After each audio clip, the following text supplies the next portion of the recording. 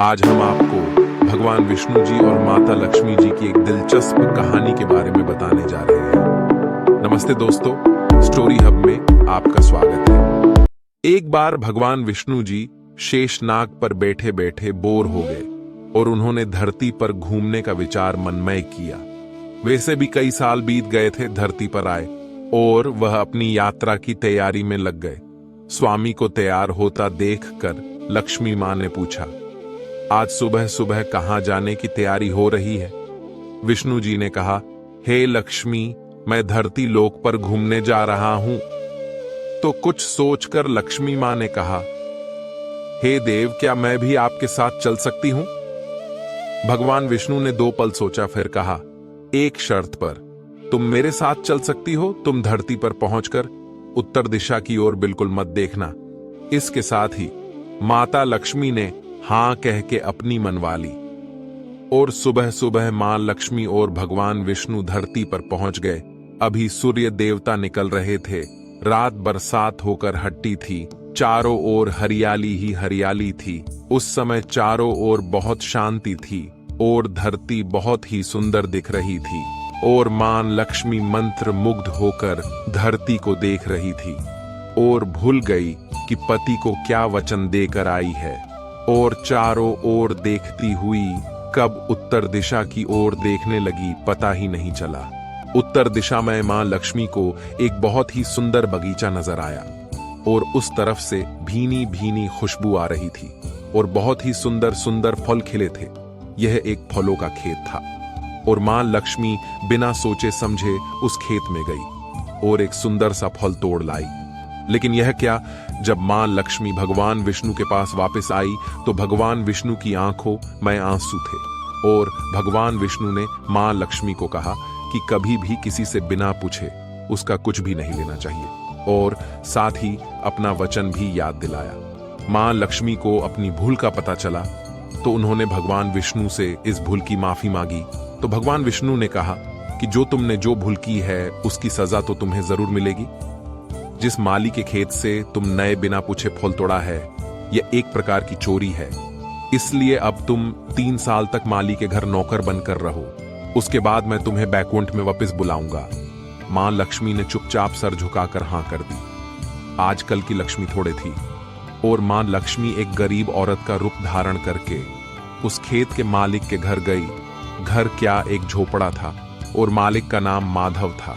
माधव की बीबी, 2 बेटे और 3 बेटियां थीं। सभी उस छोटे से खेत में काम करके किसी तरह से गुजारा करते थे। मां लक्ष्मी जब एक साधारण और गरीब औरत बनकर जब माधव के झोपड़े पर गई तो माधव ने पूछा, बहन तुम कौन हो और इस समय तुम्हें क्या चाहिए?